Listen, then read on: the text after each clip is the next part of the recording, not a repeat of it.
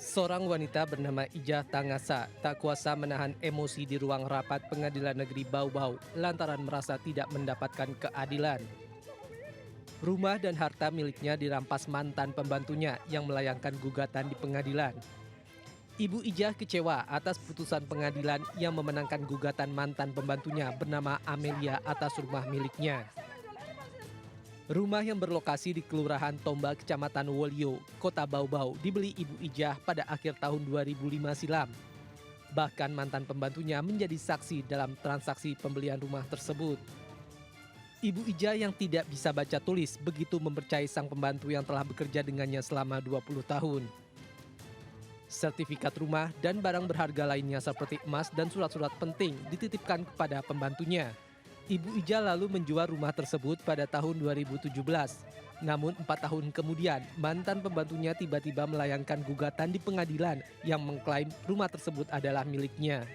Bahkan sertifikat rumah diduga telah dibalik nama atas nama sang pembantu. Selain rumah, Ibu Ijah juga mengaku beberapa toko miliknya di Kabupaten Seram Selatan juga telah diambil alih mantan pembantunya. Saya mencari kebenaran karena anak buah saya, anak kerja saya, dia melaporkan rumah saya sendiri bahwa saya mengambil hak dia. Padahal itu tidak benar. Dia yang mengambil, yang merampas harta saya semua dan rumah saya sendiri. Menurut Humas Pengadilan Negeri Bau-Bau, Ibu Ijah mengamuk bukan ditujukan ke pengadilan tetapi ke pihak penggugat. Marah beliau itu sebenarnya marah bukan kepada Pengadilan Negeri Bau-Bau, tapi marah kepada kuasa hukum pemohon dan kuasa hukum dia pribadi, ya. Karena pada saat itu dia belum dapat salinan resmi dari putusan kasasi. Ibu Ijah berharap Presiden Prabowo dapat mengevaluasi sistem peradilan di Indonesia agar keadilan betul-betul ditegakkan.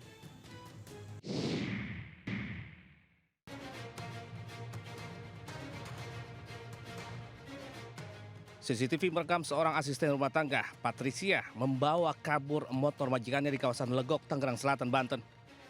Aksi pencurian ini baru disadari majikannya usai pelaku tak kunjung pulang. Dan saat dilakukan pemeriksaan ternyata surat kendaraan beserta perhiasan senilai 23 juta rupiah sudah raib. Korban pun melaporkan kasus ke polisi hingga dilakukan penggerebekan di kawasan Bojong Kamal, Kabupaten Bogor, Jawa Barat. Selain Patricia, polisi juga menangkap sang suami, Jimmy, yang merupakan otak aksi pencurian. Dari hasil pemeriksaan, Patricia nekat mencuri setelah 6 bulan bekerja dan mengetahui lokasi penyimpanan harta berharga milik korban. Dan atas perintah Jimmy, Patricia nekat membawa kabur motor, perhiasan dan ponsel korban lengkap dengan sertifikat perhiasan dan juga surat-surat kendaraan. Seluruh barang hasil curian juga segera dijual ke pendadah di mana uang hasil kejahatan digunakan untuk biaya sekolah sang anak. Atas perbuatannya pelaku dijerat dengan pasal 363 KUHP dengan ancaman pidana 9 tahun penjara. Dari Jakarta, Helmi Sanjangbati News melaporkan. Situ bang, biar saya kelarin dia bang. Turun lu. Maksud lu apa nyoliknya? Weh, maksudnya apa? Ini udah kekerasan loh. Ituin bang. Ini lebih banyak bang. Lebih banyak pada ketinggalan. Nah iya, kalau ketinggalan. Seorang driver ojek online dianiaya seorang satpam perumahan mewah di Medan Satria, Kota Bekasi. Penganiayaan berawal ketika satpam meminta KTP korban saat hendak mengantarkan pesanan makanan pelanggan.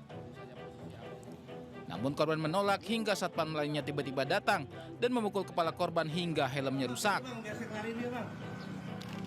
Turun lu. Maksud lu apa nyoliknya? Weh, maksudnya apa? Ini udah kekerasan loh. Iya.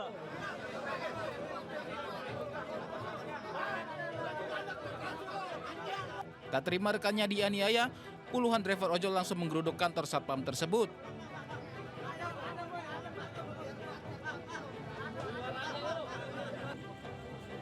Mereka meminta pertanggungjawaban satpam yang telah melakukan penganiayaan. Beruntung aksi para driver ojek online ini dapat diredam oleh pihak kepolisian Polres Metro Bekasi Kota sehingga tidak menimbulkan aksi anarkis. Aprinaldi, driver ojol yang jadi korban pemukulan, mengaku pelaku juga mengeluarkan kata-kata kasar ke dirinya. Ya gitu bang, permasalahan KTP kan di perumahan kan banyak tuh yang minta KTP. Nah sedangkan saya kagak bawa KTP gitu kan. Nah dia kagak terima, kita ditarik sama dandrunya, singkatnya ditarik sama dandrunya nasehatin segala macam. Nah terus tiba-tiba ini pelaku ini langsung mukul, jeder. Nah, Kasus keributan ini berakhir damai. Kedua pihak yang bertikai bersepakat untuk menyelesaikan secara kekeluargaan dan tidak melanjutkannya ke ranah hukum. Dari Bekasi, Jawa Barat, Rahmat Hidayat, iNews melaporkan.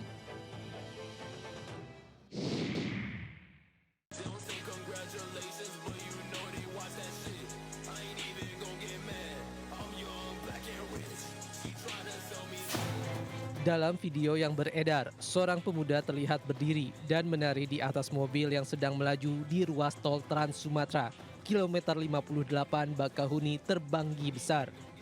Pemuda di Lampung itu berdalih ikuti tren viral tarian pacu jalur, namun caranya salah.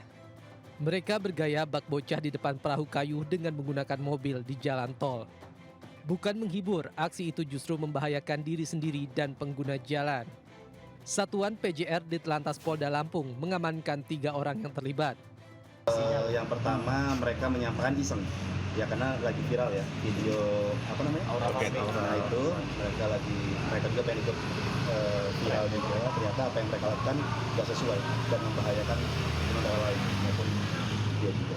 Kami memohon maaf sebesar-besarnya kepada masyarakat Lampung dan Ditlantas Polda Lampung atas keliruan kami yang membahayakan pengguna jalan lain, dan kedepannya kami akan kooperatif berlalu lintas dan berjanji tidak akan mengulangi kesalahan kami lagi. Selain membuat video permohonan maaf dan menerima sanksi tilang, ketiganya dijerat pasal 283 Undang-Undang Lalu Lintas dengan ancaman hukuman kurungan 3 bulan atau denda maksimal Rp750.000.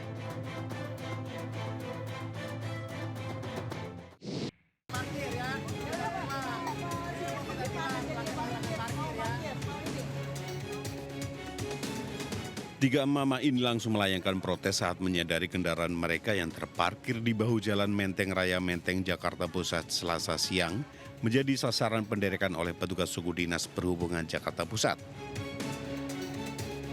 Ketiganya berusaha mempertahankan kendaraan agar tidak diderek paksa. Akibatnya sempat terjadi aksi adu mulut dengan petugas. Mereka mengaku tertipu dengan arahan juru parkir liar yang menjamin legalitas bahu jalan tersebut boleh digunakan untuk parkir. Tak ingin kendaraannya diderek paksa, ketiga emak-emak dan pemilik kendaraan lainnya memilih membayar sanksi denda di tempat sebesar Rp500.000.